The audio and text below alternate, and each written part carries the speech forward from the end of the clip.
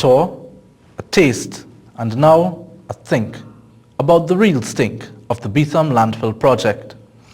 Rotting and fermenting garbage produces its own pungent odor, but like even the most expensive perfume, your scent receptors get accustomed, and your mind becomes less and less repulsed by the foul fumes that saturate the air.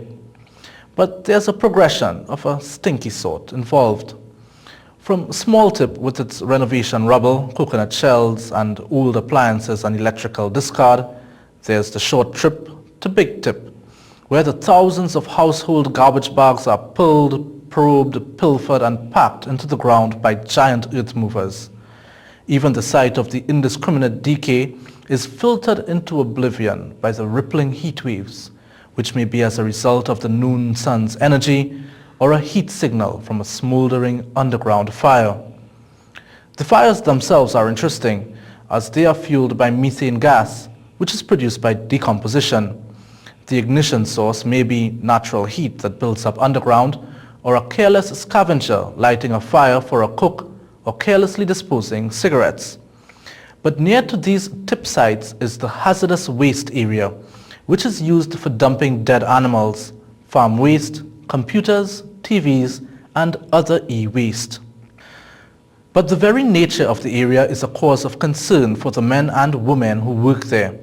One man who declined to go on camera expresses his fear in a most down-to-earth manner.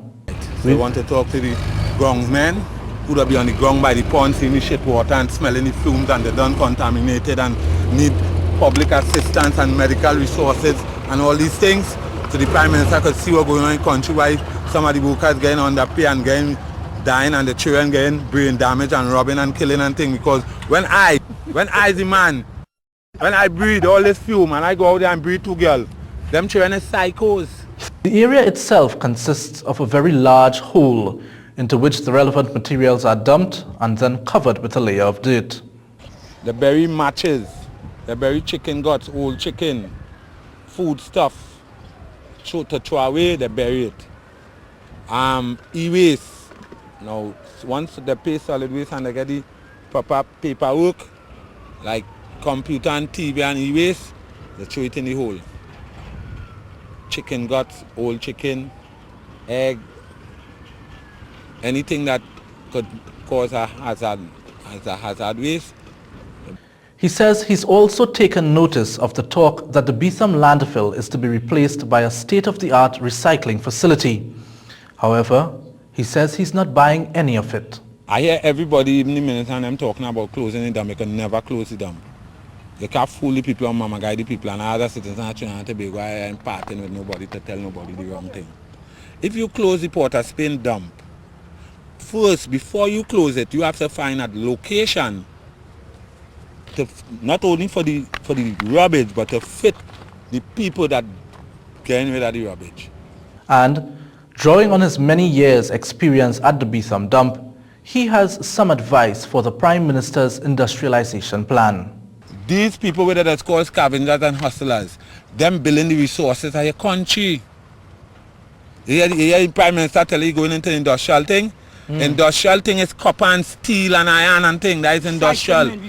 So if them are taking out the iron and the copper and thing from here and recycling it, your country losing tons of iron and tons of copper and tons of aluminum. When we got there, most of the pit was already filled, save for a small corner, which gave us an idea of what the original space looked like. We also got a first-hand view of some of the waste that is directed there.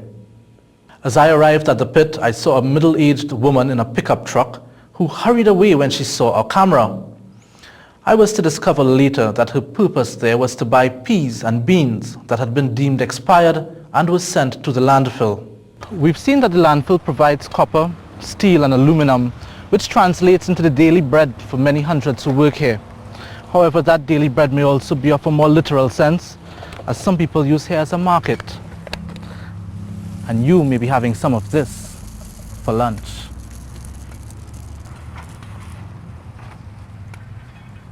There have been rumors for years of that kind of behavior, with all sorts of discarded foodstuff returning to the consumer at ridiculous prices.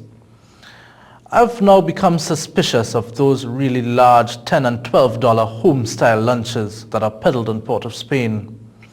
Another mind-blowing area of the dump is carpeted with lush green grass. But it's no pasture. It's called the fecal pond. It's a good thing that TV doesn't afford you the sense of smell, because here's one of the smelliest areas in the dump. This is where human waste is dealt with, and every day hundreds of gallons of human effluents are emptied here into this underground pit. From there, it flows into 3 ponds, which filters into each other before flowing out to sea.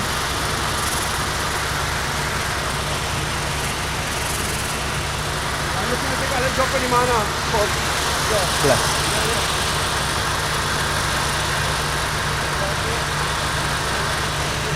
As you can see, the men who work on these septic tank trucks aren't too bothered by the splashing liquefied filth. In fact, some of the workers don't even wear gloves when they connect hoses to pump the filth into the pond. Maybe it presents a flip side to the health concerns expressed earlier and shows a need for greater safety requirements of anyone who deals with the dump. We living in a western town, well diddly then. They say gunman strike again, bang bang, another youth fall down. If it's not Beetham, it's Picton or John John. The vibes them appalling, it could not be real. Most of the youths robbing to buy steel. When we pass pon their blocks, your vibes I can feel.